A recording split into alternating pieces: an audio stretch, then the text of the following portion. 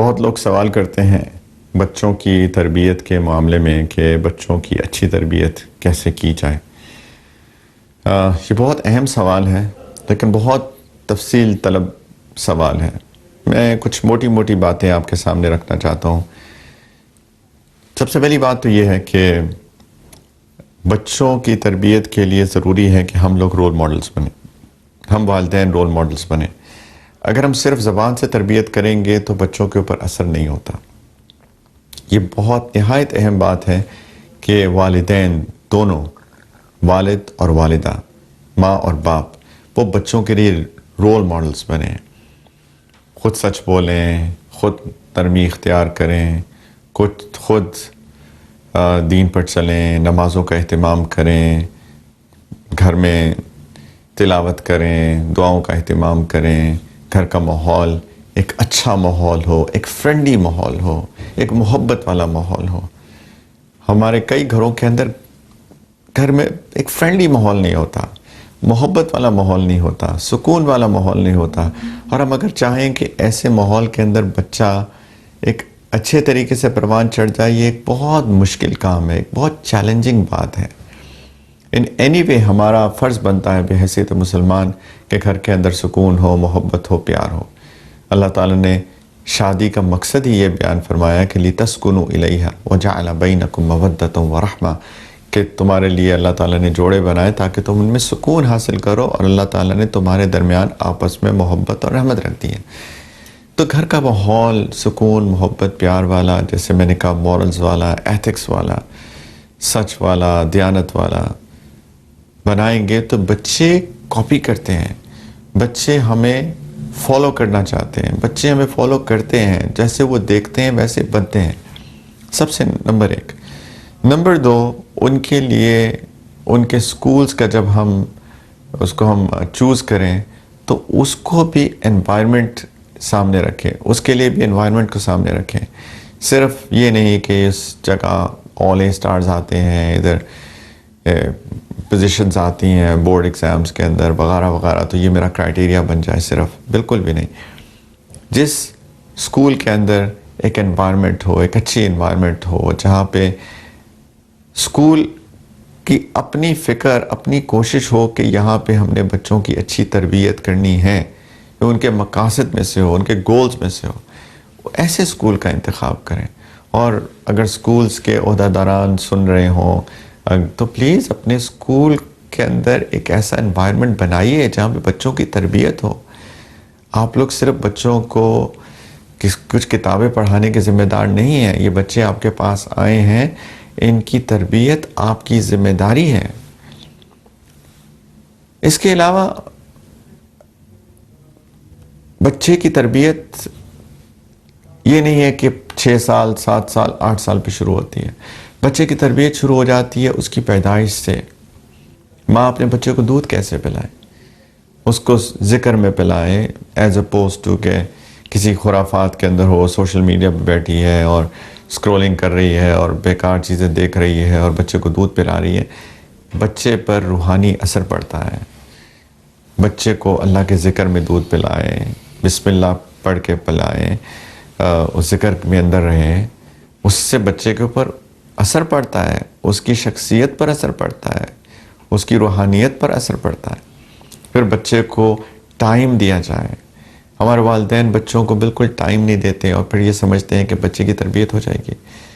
مائیں بچوں کے ساتھ گھر میں کھیلیں، کیونکہ باپ تو کام پہ گیا ہوگا، ماں گھر کے اندر ہوگی، ان بچوں کو ٹائم دے، بچوں کے ساتھ کھیلیں، اس کے ساتھ پڑھے، اس کے ساتھ کتابیں پڑھیں، اچھی کتابیں پڑھیں، بچے کے ساتھ اس کے لیول پر آ کر اس کے شوق کی چیزیں کرے، کوئی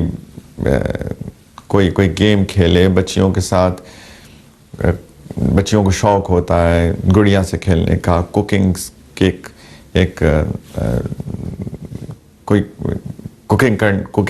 کی گیمز کھیلنے کا، وغیرہ وغیرہ۔ ان کے ساتھ کھیلے، ان کے ساتھ بیٹھے، ان کو چھوٹے چھوٹے کھلونے ایسے لا کے دیے جائیں جو کہ کنسٹرکٹیو ہوں، جو ان کی امیجنیشن کو بلڈ کریں، جو ان کی سوچ کو بلڈ کریں۔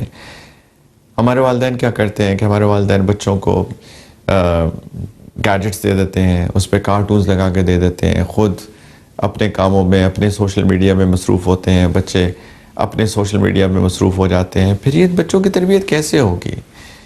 ایک تو بہت بڑی ذمہ داری ہے، ایک بہت بڑی رسپانسبلٹی ہے، اور ایک بہت بڑا ٹاسک ہے، بہت ایک جاب ہے، ایک مشکل کام ہے، اور مشکل کام میں محنت کرنی پڑتی ہے. تو پلیز مائیں بچوں کو وقت دیں، ان کا ایک ڈسپلن کے ساتھ ایک ٹائم مینیج کریں کہ اس وقت یہ کریں گے، اس وقت یہ کریں گے، اس وقت یہ کریں گے. بچوں کو خود کھلائیں، ان کی جسمانی نشو و نما کا بھی خیال رکھیں ایز اپوزڈ ٹو کہ ان کے ہاتھ میں کوکیز، بسکٹس وغیرہ دے دیے جائیں. یہ بالکل بھی مناسب نہیں ہے. ان کو ایک اچھی غذا کھلائی جائے، وقت پر بٹھا کے ان کو اچھا کھانا کھلائے، جو بھی استطاعت ہے، لیکن اچھا کھانا کھلائے ایز اپوزڈ ٹو ان کو جنک کی عادت ڈالیں. جیسے میں نے کہا، وقت دے، ان کے ساتھ کتابیں پڑھے، پھر تھوڑا بچہ تھوڑا بڑا ہو جائے تو اس کو قرآن کا علم سکھائے، اور ان دا مین ٹائم اس کو سارے ایتھکس سکھائیں، اس کو سچ بولنا سکھائیں، اس کو لوگوں سے محبت کرنا سکھائیں، شیئر کرنا سکھائیں. اور یہ آف کورس بلڈ ہوتی ہے ٹائم کے ساتھ ساتھ. جب بچہ 7 سال کا ہو جائے، حدیث میں آتا ہے کہ اس کو پھر اب نماز کی ترغیب دیں، اس کو ساری نمازوں پر لے کے جائے آہستہ آہستہ، اور جب 10 سال تک کا بچہ پہنچے تو 5 نمازوں کا عادی بن چکا ہو.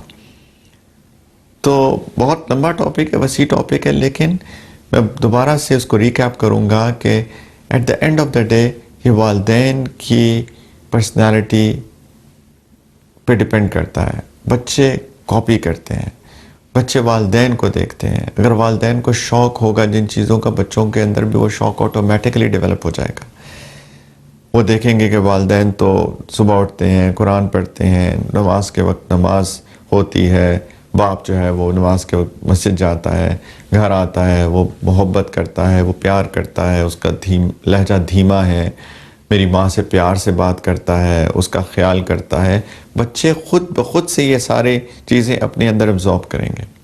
لیکن اگر کوئی ایسا شخص ہے جو خود نماز نہیں پڑھ رہا، گھر کے اندر بد اخلاقی کا مظاہرہ کر رہا ہے، بیوی پہ چیختا چلاتا ہے، گھر کا ماحول اتنا ٹینس ہے، تو بچے اس کو دیکھ کے ان کے اندر ایک لاوا پکڑا ہوتا ہے، ایک اندر سے ان کے اندر ایک ریبیلیسنس پیدا ہو رہی ہوتی ہے. کئی نوجوان بچے وہاں کے بات کرتے ہیں، وہ گھر سے بھاگنا چاہتے ہیں کیونکہ ان گھر کا ماحول ان کو کھاتا ہے.